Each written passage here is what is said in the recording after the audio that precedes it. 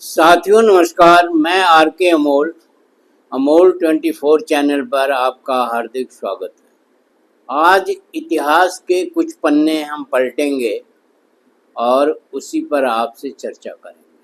आप सब जानते होंगे मौर्यों का शासन जो है ईसा पूर्व 184-85 में ख़त्म हुआ था और उसके बाद पुष्यशुंग मित्र आया था और ये पूरा भूभाग जो है कई भागों में बट गया और अनेक भागों के अनेक राजा हुआ करते थे। मौर्यों के शासन के बाद एक और वंश आया था। मौर्यों के शासन के बाद ऐसा हुआ था कि पूरा भारत बिखर गया था, कई हिस्सों में बट गया था और कमजोर भी हो गया था।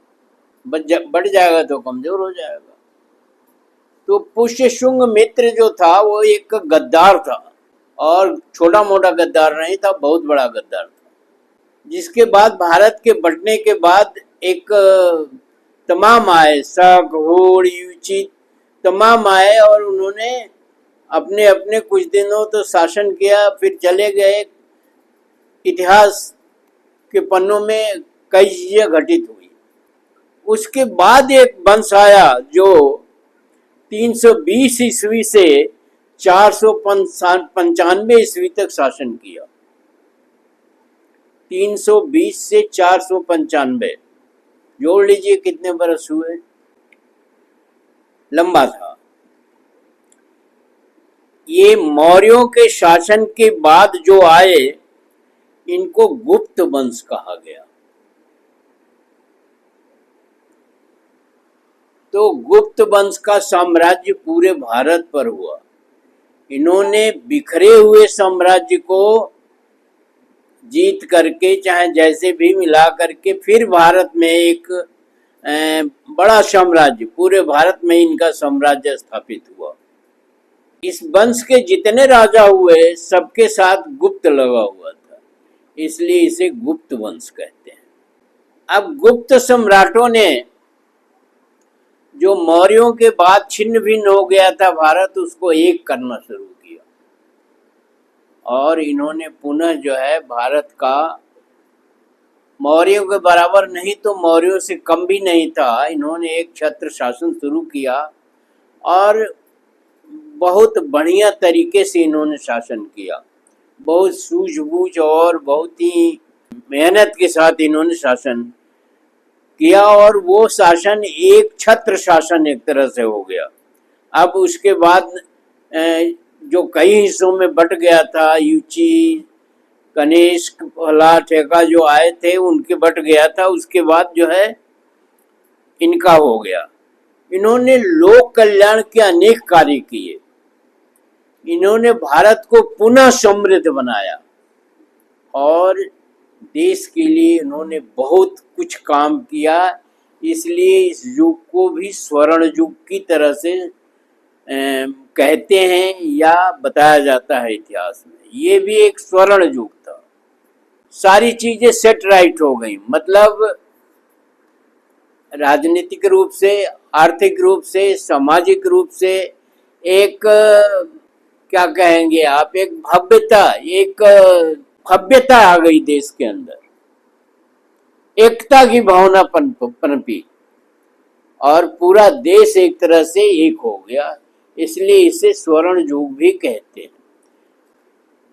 व्यवसाय इत्यादि का बहुत व्यापक विस्तार हुआ, लोगों में जनजीवन सामान्य हो गया, जनजीवन सुखी हो गया और एक छतरी के नीचे लोगों ने अपने को राहत महसूस किया या एक देश की भावना जागृत हुई। एक राजा हुए हैं, एक चंद्रगुप्त प्रथम इसके पहले राजा थे, जिनका काल रहा है 320 से 335 तक। तो चंद्रगुप्त प्रथम जो थे वो गद्दी पर बैठते ही महाराजा धीराज की उपाधि धारण कर ली, क्योंकि अब राज्य में एक राजा का शासन हो गया। तो महाराजा धीराज की उपाधि ग्रहण कर ली। देश में सुव्यवस्था के लिए, व्यापार के लिए, अन्य चीजों के लिए उन्होंने काफी काम किया और लगन से काम किया। और लिच्छवी के प्रतापी राज्य की कन्या से उन्होंने शादी कर ली। उसका नाम कुमार देवी था। साथ ही उन्होंने अपने जीवन काल में ही अपने पुत्र समुद्रगुप्त को राज्य का भार सौंप करके और स्वयं मुक्त हो गए। तरीका भी यही है, क्योंकि चंद्रगुप्त प्रथम ने अपने पुत्र को युवावस्था में राज्य संभाल दे दिया, जिसकी वजह से किसी प्रकार का द्वेष, कलह या किसी प्रकार का व्यवधान नहीं आया और राज्य सुचारू रूप से चलता रहा। अब चंद्रगुप्त प्रथम के बाद समुद्रगुप्त, जो उनका लड़का था, जिसको उन्होंने अपने जीवित रहते ही राज्य दे दिया, वो मगध का सम्राट बना। क्योंकि समुद्रगुप्त कई भाई था, लेकिन योग्य और प्रभावशाली होने के कारण चंद्रगुप्त प्रथम ने समुद्रगुप्त को ही राजा बनाया और समुद्रगुप्त ने राज्य का काफी विस्तार किया। समुद्रगुप्त को भारत का नेपोलियन भी कहा जाता है। इतिहासकार उसे भारत का नेपोलियन कहते हैं। जिस प्रकार नेपोलियन ने अपने बाहुबल से, अपनी सूझबूझ से, अपने रण कौशल से संपूर्ण यूरोप को रौंद डाला था या अधिकार कर लिया था, इसी प्रकार समुद्रगुप्त ने भी अपने अलौकिक पराक्रम से संपूर्ण भारत पर विजय प्राप्त की। नेपोलियन का राज्य तो शीघ्र ही नष्ट हो गया, लेकिन समुद्रगुप्त का राज्य जो है वो काफी सुदृढ़, काफी मजबूत और आगे तक चलता रहा। समुद्रगुप्त बहुत इतिहास में बहुत सूझबूझ का राजा था, बहुत पराक्रमी था और उसके अंदर चूंकि सूझबूझ बहुत ज्यादा थी और राज्य सत्ता के लिए सूझबूझ बहुत जरूरी है। कब क्या करना है, कैसे करना है, किस तरह से करना है, ये राजा के दिमाग में घूमते रहना चाहिए। और राजा एक उसकी निष्ठा, उसकी अपनी निष्ठा राज्य के अंदर होनी चाहिए। ये मेरा राज्य है, ऐसी भावना उसके अंदर आना चाहिए और ये मेरी प्रजा है या मेरी जनता है, इसका भाव आना चाहिए। तभी राज्य जो है सही तरीके से चलता है और वो किसी धर्म, किसी समुदाय, किसी अन्य चीजों के पचड़े में न पड़े या उसमें न उलझे, तो राज्य जो है निर्विघ्न तरीके से, सही तरीके से चलता रहता है। समुद्रगुप्त ने 40 वर्षों तक राज किया। 40 वर्ष बहुत ज्यादा होते हैं। समुद्रगुप्त ने अपने राज्य को सुदृढ़ किया, व्यवस्थित किया, जिसके कारण उसके आगे आने वाली पीढ़ियों को बहुत ज्यादा जो है परेशान नहीं होना पड़ा या बहुत ज्यादा कठिनाइयां नहीं झेलनी पड़ी। समुद्रगुप्त के बाद रामगुप्त को शासन मिला। रामगुप्त समुद्रगुप्त का ज्येष्ठ पुत्र था। कई उसके पुत्र थे, पौत्र थे, लेकिन उसने अपने ज्येष्ठ पुत्र को ही राज्य सौंपा। रामगुप्त के गद्दी पर बैठते ही शकों ने उसके राज्य पर आक्रमण कर दिया और आक्रमण ही नहीं किया, रामगुप्त को परास्त भी कर दिया। यह एक अनहोनी घटना घटित हुई। चूंकि शक पहले से थे और कुछ बाहर से भी आए, मतलब जो भी है एक उसका विस्तृत विवरण हम नहीं दे रहे हैं, लेकिन शकों के परास्त करने के बाद उसने अपनी रानी ध्रुव देवी को उन्हें सौंपना पड़ा। यह एक करारी हार जैसी थी। परंतु रामगुप्त के छोटे भाई चंद्रगुप्त ने बड़ी वीरता के साथ लड़ाई लड़ी और शकों को मार भगाया। परंतु उसने अपने भाई रामगुप्त को वध कर दिया, क्योंकि वो उससे थोड़ा उसकी योग्यता पर उसको संदेह हुआ। उस हार के कारण उसकी योग्यता पर उसे संदेह हुआ और ध्रुव देवी से विवाह करके राज्य का मालिक बन गया। ध्रुव देवी वहीं जो शकों को सौंप दी गई थी, शकों को हरा करके ध्रुव देवी को वापस लाया, राज्य को वापस लाया और रामगुप्त का वध करके वो राज्य का शासक बन गया। उसके बाद चंद्रगुप्त द्वितीय विक्रमादित्य शासन में आए और उनका काल था 374 से 423 तक। यह समुद्रगुप्त की दत्र देवी का पुत्र था और बड़ा वीर और पराक्रमी था। इसने विक्रमादित्य की उपाधि धारण की। विक्रमादित्य जो है वो दो शब्दों से मिलकर बना है, विक्रम और आदित्य। विक्रम का अर्थ होता है पराक्रम और आदित्य का अर्थ होता है सूर्य। विक्रमादित्य उसको कहते हैं जो सूर्य के समान पराक्रमी हो। इसी टाइम पर या इसी समय चीनी यात्री फाहियान का भारत में आगमन हुआ। 6 वर्षों तक रहा। 405 से 411 तक ने भारत में भ्रमण किया और कुल 6 वर्षों तक रहा। कुल जो है बड़ा होने पर संन्यास ले लिया और संन्यास लेने के बाद फाहियान के नाम से प्रसिद्ध होगा। ये दो शब्दों से मिलकर बना है, फा और हियान। फा का अर्थ होता है धर्म और हियान का अर्थ होता है आचार्य। ये एक धर्माचार्य था। यह 14 वर्ष तक यात्रा करता रहा। जब फाहियान अपने देश पहुंचा तब उसने यात्रा का वर्णन अपने मित्र को कह सुनाया, जिसने उसे लेखबद्ध किया। उसका विवरण भारतीय इतिहास में जानने के लिए अच्छा साधन है। उसने इतिहास के बारे में ही लिखा। यद्यपि वो बौद्ध ग्रंथों को पढ़ने और बौद्ध तीर्थ स्थलों का दर्शन करने आया था, लेकिन उसने भारत में काफी भ्रमण किया उसी के संदर्भ में, और तत्कालीन राजनीतिक, सामाजिक और धार्मिक दशा पर पर्याप्त जो है उसने लेख लिखे, पर्याप्त उसने सामग्री तैयार करी जो बाद में लोगों को पता चली। चंद्रगुप्त द्वितीय विक्रमादित्य के बाद 414 से 455 तक कुमारगुप्त प्रथम का शासन हुआ।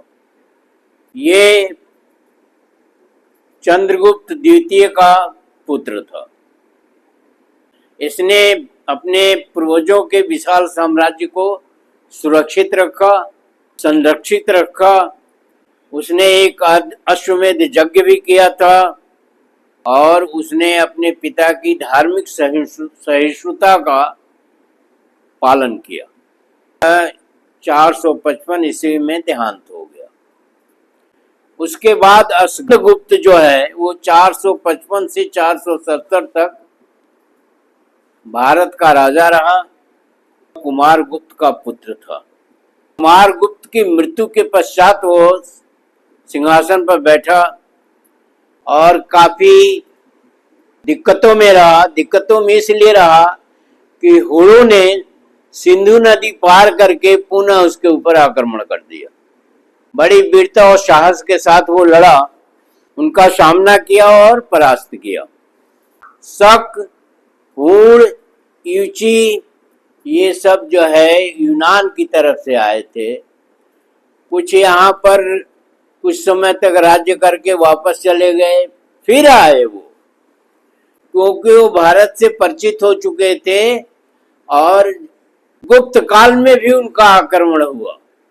यह वैष्णव धर्म का अनुयायी था, परंतु अपने पूर्वजों की भांति इसने सहिष्णुता ही पालन किया और सारे धर्म फल फूल रहे थे। जिसको जो धर्म मानना था वो मानता था और वो स्वयं तो वैष्णव था, लेकिन उन्हें अन्य धर्मों का भी वो आदर किया, सम्मान किया और उन्हें किसी भी प्रकार से छिन्न भिन्न नहीं किया।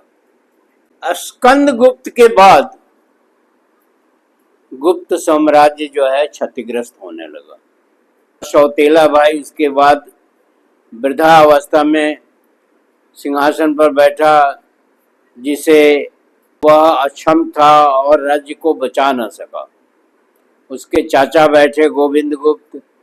फिर इस तरह से ईसा पूर्व 550 में गुप्त काल का या गुप्त साम्राज्य का पतन हो गया और गुप्त साम्राज्य समाप्त होने के बाद अन्य युग शुरू हुआ। उसके बारे में आगे बताएंगे आपको। गुप्त काल को भी स्वर्ण युग कहते हैं क्योंकि उसमें राजनीतिक स्थिरता थी, शांति और सुव्यवस्था थी, धार्मिक सहिष्णुता थी। मतलब जो राज्य में शासन करने के लिए जितने भी तथ्य होते हैं उन सब तथ्यों का पूरी तरह से पालन किया गया और एक काफी समय तक जो है ये राज्य चला। 550 ईस्वी में इसका पतन हुआ और 320 ईस्वी में इसकी शुरुआत हुई। तो काफ़ी समय तक ये राज्य चला और बहुत सुव्यवस्थित तरीके से चला। इसे भी स्वर्ण युग कहते हैं। इसके बाद आपको आगे बताएंगे कि इसके बाद किनका युग आया, कैसे चला भारत का शासन, वो अगले वीडियो में आपको हम प्रस्तुत करेंगे। वीडियो को पढ़िए, ध्यान से समझिए। इतिहास जानना इसलिए ज़रूरी है कि इतिहास आगे का मार्गदर्शन करता है। इतिहास क्या रहा है? आदमी का भी एक इतिहास होता है। सभी आदमियों का एक इतिहास होता है। क्या इतिहास होता है? बाल्यकाल, जवानी या किशोरावस्था, फिर जो है किशोरावस्था के बाद प्रौढ़ावस्था, वृद्धावस्था, 4 होते हैं, आप भी जानते हैं। तो वृद्धावस्था तक बाल्यकाल जो है वो इतिहास बन चुका होता है। उसे याद करके वृद्धावस्था में आदमी काफी सीख लेता है। अगली पीढ़ी को वो सीख प्रदान करता है कि हमारे समय में ऐसा होता था, हमारे समय में ऐसा होता था, हमारी जवानी में ऐसा होता था, किशोरावस्था में, हमारे प्रौढ़ावस्था में ऐसा होता है। तो इतिहास हर व्यक्ति का होता है, हर समाज का होता है, हर गांव का होता है, हर शहर का होता है और हर देश का होता है। बिना इतिहास के हमारी सारी जानकारियां अधूरी रहेंगी, हमारा सारा भविष्य धूमिल रहेगा। हम भविष्य के निर्माण के लिए इतिहास की जानकारी अति आवश्यक है।